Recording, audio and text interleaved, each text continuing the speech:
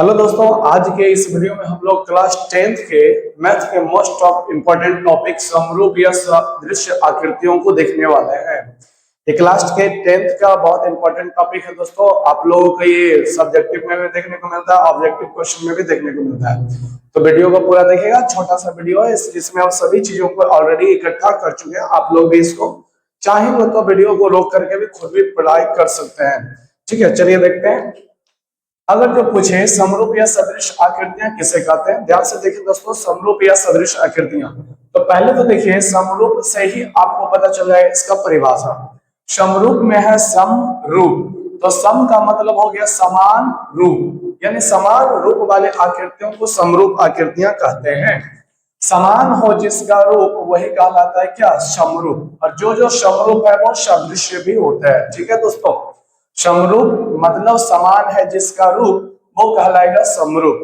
ये आपका हिंदी का आप लोगों का अनेक शब्दों के बदले एक शब्द जैसा प्रतीत हो रहा होगा।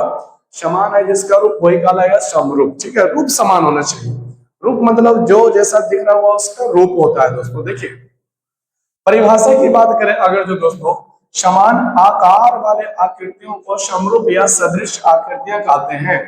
समान आकार, आकार समान होना चाहिए। ठीक है, अब इसको बेहतरीन ढंग से समझने के लिए आकार में बहुत सारे स्टूडेंट गड़बड़ा जाते हैं। आकार का मतलब समझ लेते हैं कि छोटा बड़ा होना, ये सब आकार है। नहीं, आकार का मतलब जो जैसा दिखता है वो उसका आकार कहलाता है। जैसे आपकी अगर जो बात करें तीन भुजाओं से घिरी हुई आकृति कैसे दिखती है, त्रिभुज के जैसे, तो वो त्रिभुजाकार हो गया। जैसे कि हम यहाँ पे देख चुके हैं, ये वर्गाकार है, ये वृत्ताकार है। ठीक है, तो जो जैसा दिखता है वो उसका आकार कहलाता है। वृत्त के जैसा दिख रहा है तो वृत्ताकार है, त्रिभुज के जैसा दिख रहा है तो त्रिभुजाकार है, बेलन के आकार का दिखेगा तो बेलनाकार है। तो जो जैसा दिखता है वो उसका आकार कहलाता है। तो क्वेश्चन कहता है, परिभाषा कहता है, समान आकार वाले आकृतियों को समरूप या सदृश आकृतियां कहते हैं। आपके सामने उदाहरण भी प्रस्तुत है, देख सकते हैं। समान आकार होना चाहिए। अच्छा, उदाहरण देखने से पहले इस पॉइंट को मोस्ट इंपोर्टेंट पॉइंट है दोस्तों, इसलिए आपको परिभाषा को समझने में मदद करेगा। बोलता है समरूप आकृतियां, ध्यान से सुनिए दोस्तों, समरूप आकृतियां आपस में, यानी जो भी आप समरूप आकृतियों को उदाहरण देखेंगे वो आपस में छोटा भी हो सकते हैं, एक दूसरे से बड़ा भी हो सकते हैं। ठीक है, दोनों या दो से अधिक आकृतियों में कोई छोटा भी हो सकता है, कोई बड़ा भी हो सकता है, इससे कोई दिक्कत नहीं है। बस आकार यानी जो दिखेगा वो समान आकार का दिखना चाहिए। आकार यानी कि वृत्त है तो वृत्ताकार ही होना चाहिए, त्रिभुज है तो त्रिभुजाकार ही होना चाहिए। तो ये सब समरूप आकृतियां होते हैं। आपके यहाँ पे मोस्ट इंपॉर्टेंट उदाहरण लिए गए दोस्तों। अगर आप लोगों के ऑब्जेक्टिव क्वेश्चन में इससे उदाहरण से क्वेश्चन आएगा तो इन पांचों छह पॉइंट के अलावा और कोई हो ही नहीं सकता। ठीक है दोस्तों, इन 6 उदाहरणों के अलावा कोई आपको देखने को नहीं मिलेगा। या फिर अगर जो आप कैसी सिन्हा के मैथ में एक्सरसाइज 6.1 बनाइएगा तो जो भी समरूप के बारे में आएगा इन्हीं सब के बारे में आएगा। रिक्त स्थान करके क्वेश्चन दिया है, सत्य असत्य करके क्वेश्चन दिया, आप चाहे तो 6.1 निकाल के देख सकते हैं। पहला उदाहरण ध्यान रखेंगे दोस्तों, सभी वृत्त सदैव समरूप होते हैं। ध्यान दे दोस्तों, ध्यान देंगे, सभी वृत्त। आप छोटा वृत्त बनाओ या उसे थोड़ा बड़ा बनाओ या और भी बड़ा बना सकते थे, कोई दिक्कत नहीं है। वृत्त है तो वो आपस में हमेशा, सदैव का मतलब क्या, हमेशा, ऑलवेज।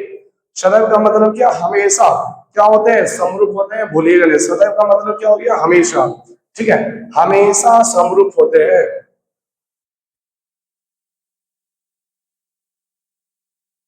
दूसरा उदाहरण देखेंगे दोस्तों। दूसरा उदाहरण है सभी समबाहु त्रिभुज। ध्यान से देखिए, त्रिभुज में कौन सा ऐसा त्रिभुज है जो सदैव समरूप होते हैं, ऐसा क्वेश्चन आ गया। तो याद रखिए, त्रिभुज तो आपका समबाहु भी होता है, समद्विबाहु भी होता है, विषम बाहु भी होता है, समकोण भी होता है, बहुत सारे त्रिभुज होते हैं। तो समबाहु त्रिभुज आप कैसे भी बना लो, छोटा बनाइए, यहाँ पे बना के भी दिखाया गया है। देखिए दोस्तों, हम वीडियो बना रहे हैं, वो वाले वीडियो है, लेकिन हम इस तरह से बनाए कि आपका समय का भी बचत हो, समय का भी बचत हो और जितने भी इंपॉर्टेंट पॉइंट है सब आपके सामने है। ठीक है, ये पार्ट 1 है दोस्तों, पार्ट 2 भी आपके लोगों के सामने लाया जाएगा। ठीक है, अगर आप लोगों को कोई भी दिक्कत हो ना समझने में तो आप कमेंट में जरूर करिए, हम उसको रिप्लाई करेंगे। ठीक है दोस्तों, देखिए सभी समबाहु त्रिभुज सदैव समरूप होते हैं। ध्यान रखिएगा, त्रिभुजों में कई प्रकार हैं त्रिभुजों के। जिसमें से समबाहु त्रिभुज सदैव समरूप होते हैं। समबाहु त्रिभुज छोटा हो या बड़ा हो, हमेशा समरूप होते हैं। ध्यान रखिएगा, समबाहु त्रिभुज। कौन सा त्रिभुज? समबाहु त्रिभुज। तीसरा उदाहरण समझेंगे दोस्तों, सभी वर्ग सदैव समरूप होते हैं। ध्यान से समझे, सभी वर्ग। कौन सा? देखिए, वर्ग हो गया चतुर्भुज, ठीक है, तो वर्ग आपका हमेशा समरूप होता है। सभी वर्ग सदैव समरूप होते हैं। जैसे एक छोटा वर्ग है, एक बड़ा वर्ग।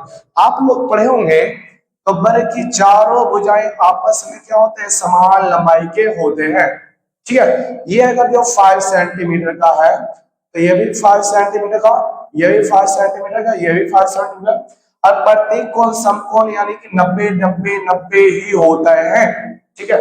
अगर जो वो बड़ा वर्ग है तो बड़ा वर्ग है तो मान लो भाई 5 की जगह 7 सेंटीमीटर का, तो चारों का चारों भुजाएं 7-7 सेंटीमीटर के होंगे, और प्रत्येक कोण इसमें भी क्या रहेंगे? समकोण ही रहेंगे। वर्ग आप छोटा बनाओ बड़ा बनाओ, कोई दिक्कत नहीं है दोस्तों, वर्ग हमेशा समरूप होते हैं, ठीक है। ध्यान रखेंगे, वर्ग हमेशा समरूप होता है, समबाहु त्रिभुज समरूप होता है, वृत्त हमेशा समरूप होते हैं, ठीक है। चौथा उदाहरण की बात करें, सभी समचतुर्भुज। ध्यान रखिए, ये भी चतुर्भुज का एक प्रकार है। सभी समचतुर्भुज सदैव समरूप होते हैं। समचतुर्भुज में बहुत कंफ्यूजन होता है, लेकिन ध्यान रखिएगा, समचतुर्भुज भी हमेशा समरूप होते हैं। वर्ग भी आपका समरूप होता है, समचतुर्भुज भी समरूप होता है। ध्यान रखेंगे, चतुर्भुज दो ऐसे हैं जो हमेशा समरूप होते हैं। कौन कौन? वर्ग भी सब आपस में समरूप होते हैं और समचतुर्भुज भी समरूप होते हैं। अब अगर जो समचतुर्भुज की बात करें तो वर्ग में जैसे चारों भुजाएं आपस में समान लंबाई के होते हैं, समचतुर्भुज में भी ये देखिए, समचतुर्भुज का दोनों डिजाइन समचतुर्भुज है। समचतुर्भुज की खासियत क्या है कि इसके कोई भी कोण समकोण नहीं हो सकते, ठीक है। वर्ग में क्या होता है ना कि प्रत्येक कोण आपका समकोण होता है, लेकिन इसमें देखिए थोड़ा सा दोनों फिगर आपको थोड़ा सा उधर झुका हुआ नजर आएगा, या तो हम उधर झुकाएं, आप चाहिए तो इधर झुका लीजिए, लेकिन झुकाना पड़ेगा। नहीं झुकाइएगा तो वो वर्ग बन जाएगा। वर्ग है उसको धक्का मार के ऊपर वाला सिरा थोड़ा सा झुका दीजिए तो ऐसा सिर नजर आएगा। अब ये है वर्ग, लेकिन जब ऐसा बन जाएगा तो इसको कहिएगा समचतुर्भुज। खासियत क्या है?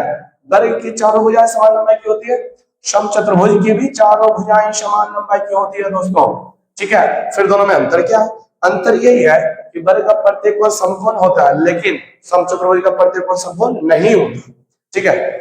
चाहे छोटा चतुर्भुज बनाइए, बड़ा समचतुर्भुज है, समचतुर्भुज है तो वो भी आपस में समरूप होंगे रे भाई, कोई दिक्कत नहीं है, ठीक है। तो आइए फिर से देखेंगे, सभी वृत्त सदैव समरूप होते हैं। ध्यान रखिएगा, वृत्त सदैव समरूप होता है, समबाहु त्रिभुज भी समरूप होते हैं, वर्ग भी समरूप होते हैं, सभी के सभी समचतुर्भुज भी समरूप होते हैं। तो ये ज्यामिति संबंधित आकृतियों से संबंधित 4 आकृतियां आप लोगों को हम शो किए हैं जो कि ऑलरेडी समरूप होते हैं। आप चाहे जैसा भी बना लो।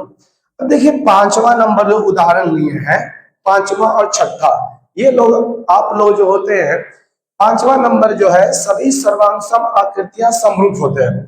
सभी सर्वांगसम आकृतियां, सर्वांगसम का मतलब हो गया सभी अंगों से समान। सर्वांगसम का मतलब क्या हो गया? सभी अंगों से समान, यानी आकार भी समान होना चाहिए और छोटा बड़ा नहीं कि वो छोटा हो जाएगा बड़ा होना चाहिए। सर्वांगसम जो होगा ना, दोनों का दोनों सेम साइज का होगा।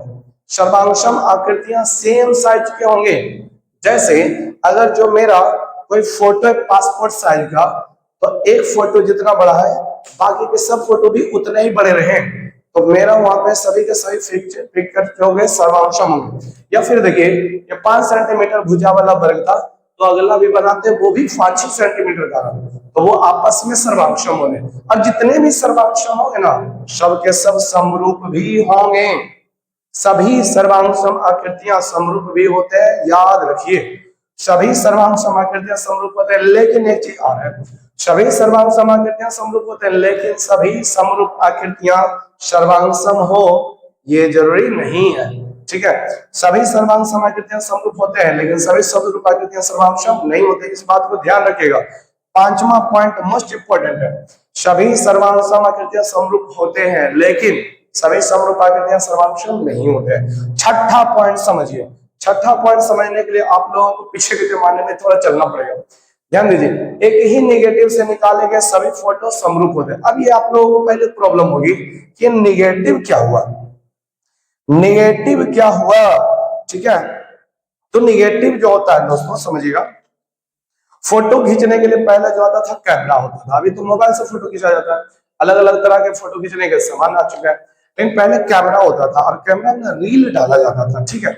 आप लोग फिजिक्स केमिस्ट्री पढ़ते होंगे तो याद किए होंगे कि फोटोग्राफी कैमरा के रील पर कौन सा यौगिक लगा होता है, तो सिल्वर ब्रोमाइड। वहां पे क्या बोला जाता है, फोटोग्राफी कैमरा के रील पर, किस पर, रील पर, ठीक है। किस पर दोस्तों, रील पर किस यौगिक का लेप लगा रहता है, तो वो सिल्वर ब्रोमाइड। और वही वाला रील, ध्यान से सुनिए, वही रील जो है निगेटिव कहला जाता है कब, जब उस पर फोटो खींच लिया जाता है, ठीक है। फोटो खींच लेंगे तो वो वाला रील अब निगेटिव कहलाता है। अब उस निगेटिव से, अब मान लो मेरा फोटो खींच लिया तो रील पे फोटो छप गया, तो वो रील अब क्या कहलाया, निगेटिव। अब उसी फोटो से जो उस पे छप गया है उससे आप छोटा करके निकलवाओ, बड़ा करके निकलवाओ या और बड़ा करके निकलवाओ, अरे भाई निकलेगा तो मेरा ही फोटो, तो हम तो जो भी मेरा रूप है वो सब में समान रहेगा। ऐसा थोड़ी है किसी में आप ज्यादा मोटा हो जाएगा, किसी में चेहरा बदल जाएगा, ऐसा कभी नहीं होगा, ठीक है। तो एक ही निगेटिव से निकाले गए सभी फोटो भी आपस में क्या होते हैं, समरूप होते हैं, सदृश्य होते हैं दोस्तों। तो देखिए दोस्तों, हम बहुत ही छोटा वीडियो में कवर करने की कोशिश किए, इसलिए हम पहले ही लिख के लाए ताकि हम जब लिखे तो आपका समय बर्बाद ना हो, ठीक है। और यहाँ पे समय की ही जरूरत होती है। ध्यान से देखिए, एक बार रिव्यू कर लें। समरूप या सदृश आकृतियां किसे कहते हैं, तो समान आकार वाली आकृतियों को समरूप या सदृश आकृतियां कहते हैं। ध्यान रखिएगा, समरूप आकृतियां आपस में छोटा या बड़ा कुछ भी हो सकता है, ठीक है, जैसे छोटा बड़ा, तो this is not any problem, ठीक है। समरूप आकृतियों का हम यहाँ पे 6 उदाहरण लिए हैं। सभी वृत्त सदैव समरूप होते हैं, सभी वृत्त सदैव समरूप होते हैं। क्या होता है दोस्तों, वृत्त। सभी समबाहु त्रिभुज सदैव समरूप होते हैं, सभी वर्ग सदैव समरूप होते हैं, सभी समचतुर्भुज सदैव समरूप होते हैं, सभी सर्वांगसम आकृतियां समरूप होते हैं। एक ही नेगेटिव से निकाले गए सभी फोटो भी समरूप होते हैं, ठीक है दोस्तों। तो ये मेरा बहुत छोटा सा वीडियो हम बनाए हैं ताकि आप लोगों का इंटरेस्ट बढ़े, हम आगे और भी वीडियो बनाएंगे। पार्ट 1 है दोस्तों, पार्ट 2 भी आपको अगले वीडियो मिलेगा। तो अगर जो आपको अच्छा लगा हो इस तरह से मेरा पढ़ाने का तरीका, ठीक है, तो सर लाइक कीजिए वीडियो को, और अगर जो आप नए हो तो चैनल को सब्सक्राइब जरूर कर लें ताकि हम जब अपना वीडियो अगला डालें तो आपके मोबाइल पर नोटिफिकेशन उसका मिल जाए और उसको आप बढ़िया से पढ़ सके, नहीं तो भूला जाएगा, ठीक है। और अच्छा लगा तो दोस्तों में शेयर भी करें, आप भी पढ़े, आपके दोस्त भी पढ़े, क्या दिक्कत है, सब जानकारी ले लें, ठीक है। फ्री का मिल रहा है, कोई पैसा नहीं लग रहा है, ठीक है दोस्तों। अच्छा लगता है तो ये काम जरूर कीजिए, दोस्तों में शेयर कीजिए, ठीक है। मिलते हैं पार्ट 2 में।